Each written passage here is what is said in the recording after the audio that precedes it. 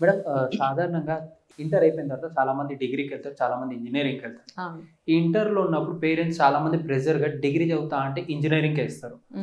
కానీ ఇక్కడ degree intention తోటి ఇంజనీరింగ్ పర్ఫెక్ట్గా కంప్లీట్ చేయరు. బ్యాక్లాగ్స్ ఎరియర్స్ అన్ని అవును. పెట్టుకొని పర్ఫెక్ట్ కాకుండా ప్రెజర్ మైండ్లో పెట్టేసుకొని సూసైడ్ థాట్ వరకు వెళ్తున్నారు. వెళ్తారు.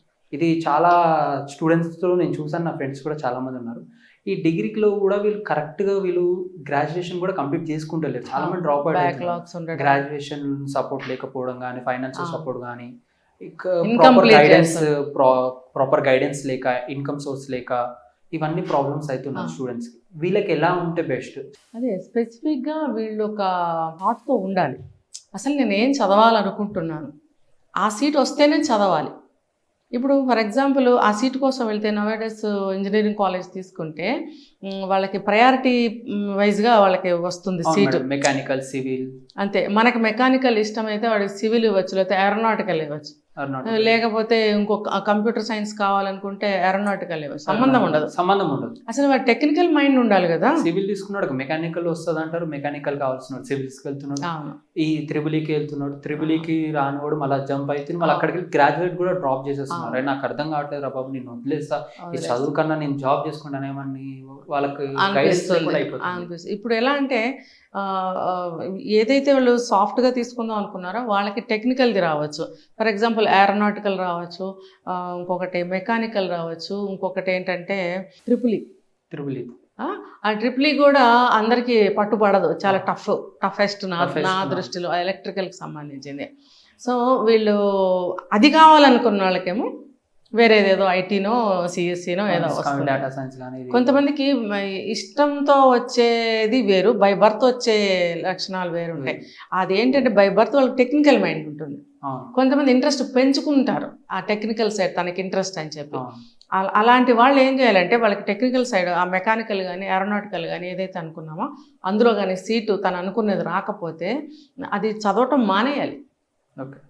లేదు, ఇప్పుడు మేనేజ్మెంట్ వాళ్ళు ఏం చేస్తారంటే, నాకు తెలిసినంత వరకు, ఇప్పుడు నడుస్తుందో లేదో నాకు తెలియదు, ఆ మధ్యకాలం వరకు అయితే నడుస్తుంది, ఆ సీట్స్ అన్ని రిజర్వ్ పెడతారు. మేనేజ్మెంట్ కోటా అని చెప్పి దాచిపెడతారు. ఏది ఏ బ్రాంచెస్కి అయితే డిమాండ్ ఎక్కువగా ఉందో వాటిని రిజర్వ్ చేసి పెట్టేస్తారు. రిజర్వ్ చేసి పెట్టేసినప్పుడు ఎవరైతే ఇట్లా విల్లింగ్ ఉంటారో, నాకు పర్టికులర్గా ఈ సబ్జెక్ట్ కావాలి అని అంటారో వాళ్ళ దగ్గర వాళ్ళు కొనుక్కోవాలి. ఎంతో లక్షలు, ఆ సీటు లక్షలు, ఆ లక్షలు మన జేబులోంచి తీసిస్తే వాళ్ళు ఏదో మనకి మెహర్బానీ చేసినట్టు ఇస్తారు. మన ఇష్టానికి కానీ మన మెరిట్కి కానీ సంబంధం లేకుండా. కానీ ఇంకా పట్టుదలగా నేను అదే చదవాలి అని అనుకున్నప్పుడు, అందులోనే నేను హ్యాట్రిక్ కొట్టగలను లేకపోతే గోల్ సాధించగలను అనుకున్న వాళ్ళు, కాస్త కెపాసిటీ, డబ్బు కెపాసిటీ ఉన్నవాళ్ళు చదవచ్చు. కానీ మేనేజ్మెంట్ వాళ్ళు ఆ రకంగా అమ్మడం అనేది చాలా అన్యాయం. అది ఈ సీటుతో పాటే ఆ సీటు కూడా పెట్టాలి వాళ్ళ లిస్టులో. అవి ఎందుకు పెట్టడం లేదు? ఏ స్టూడెంట్ అన్నా అడుగుతున్నాడు, ఏ పేరెంట్స్ అన్నా అడుగుతున్నారు, ఎవ్వరు అడగటం లేదు. రీసెంట్లీ నాకు తెలిసి ఎవరు అడగటం లేదు. కావాలంటే మేనేజ్మెంట్ కోటాలో డబ్బులు ఇచ్చి కొనుక్కుంటున్నారు.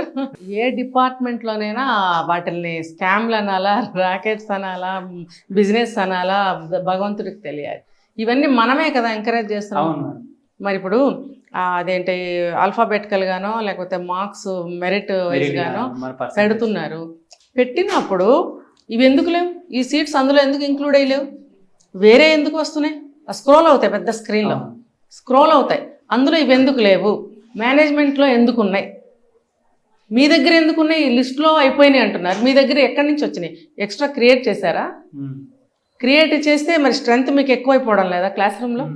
మరి అది మేనేజ్ చేయడం కష్టం కదా స్టూడెంట్స్ అంతమందిని. మరి ఎందుకు అలా చేస్తున్నారని పేరెంట్స్ కానీ స్టూడెంట్స్ కానీ తిరగబడాలి.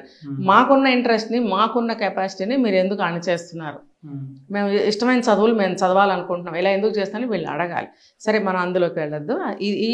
ఏదైతే మనకి సీటు దొరకలేదో అప్పుడు వీలైనంతగా ప్రయత్నించాలి. లేకపోతే అది వదులుకొని తనకి వేరే ఆప్షన్, అంటే ఒకటే ఎప్పుడు పెట్టుకోకూడదు. సెకండరీగా మనం ఏదన్నా ఒక ఆప్షన్ పెట్టుకోవాలి. ఇది ఒకటే ఇష్టం, నాకు రోజు పప్పు ఇష్టమో వంకాయ ఇష్టం అంటే రోజు అదే తింటే బోరు కొట్టదా? అలాగే ఒకటే సబ్జెక్టు వైపు నువ్వు వెళ్తాను పట్టుబట్టి కూర్చుంటే అది దొరకకపోతేనో అందుబాటులో లేకపోతేనో ఏం చేస్తావు? ఇంకో దానికి ఇంకొకటి రెడీగా పెట్టుకో, ఆప్షన్ పెట్టుకోవాలి. ఎప్పుడైనా అటువైపు వెళ్ళు. ఆ రంగంలోకి వెళ్ళు, ఇంట్రెస్ట్ని పెంచుకో. తర్వాత ఈ ఇష్టం లేని సబ్జెక్ట్ చదువుతున్నప్పుడు పిల్లలు రాణించడం లేదు, ఫెయిల్ అయిపోవడం, బ్యాక్లాగ్స్ ఉండిపోవడము, లేకపోతే పక్క ట్రాక్లోకి వెళ్ళిపోయి లవ్ అనే ట్రాక్లో పడిపోవడం, టైం పాస్ కాఫీ షాప్కి వెళ్దామని, లేకపోతే బంక్ కొట్టడం, ట్రిప్స్కి వెళ్ళడం. ఎందుకనంటే ఇష్టం లేదు భయ్, నాకు ఇష్టం లేదు. టైం పాస్ ఎట్లా చేయాలి మరి? టైం పాస్ ఎట్లా చేయాలి? ఇంటికి పోతేనే అప్పుడే వచ్చినవరా కొడక అంటారు. మరి ఏం చేయాలి? ఇక అట్లా పక్క డైవర్షన్స్ పోతుంది. అలా ఏమవుతుందంటే వాళ్ళకి మైండ్లో ఒక నిరాసక్తత, అయిష్టము అన్నీ పెరిగిపోయి అల్లరి చిల్లరగా తయారవ్వడము, రౌడీజంగా అయిపోవడము, హ్యాబిట్స్ రావడం, ఇలాంటివన్నీ జరుగుతున్నాయి. కాబట్టి ఇష్టమైన సబ్జెక్ట్ని ఎంచుకోవాలి, ఎవరి మాట వినవలసిన అవసరం లేదు. కానీ సెకండ్ ఆప్షన్ అనేది తప్పకుండా పెట్టుకుని అటువైపు వెళ్ళాలే కానీ ఇది దొరకలేదని బాధపడుతూ కూర్చోవడం కానీ, ఏదో పనికి మాలింది ఏదో చేసి అందులో బాధపడుతూ ఉండటం కానీ చేయొద్దు. చక్కగా మనం ఇంకొక ఆప్షన్ పెట్టుకుందాం. అదొక్కటే కాదు కదా ప్రపంచంలో, ఇంకొక దారి ఉంది. ఆ దారిలో వెళ్ళి మనం మంచిగా అచీవ్ అవ్వాలని నేను చెప్తున్నాను. Done madam, thank you. ఈ పాయింట్ ఆఫ్ లో నాకైతే ఒకటి అర్థమైంది, మనం ఏం చేయగలుగుతామో అది తీసుకుంటేనే మన కెరియర్ అనేది బిల్డ్ చేసుకోవచ్చు. పక్కన వాళ్ళు చెప్పారు వీళ్ళు చెప్పారు అనే కాకుండా మనం ఏం చేయగలుగుతాం అనేది మనకు కావాలి. చూసారు కదా, మన క్యాపబిలిటీ ఏంది, మనం ఏం చేయగలుగుతాం అనే మన క్యాపబిలిటీ ఉంటేనే మనం చూస్ చేసుకోవాలి. వాళ్ళు చెప్పారు వీళ్ళు చెప్పాలని చూసుకుంటూ పోతే ఇక మన లైఫే వాళ్ళ చేతిలో వెళ్ళిపోతుంది. మన లైఫ్ మన చేతిలో ఉంది కాబట్టి మనం ఏం చేయగలుగుతాం అదే చేయాలి. మరెన్నో అప్డేట్స్తో మీ ముందు వస్తూనే ఉంటాను. See you, bye.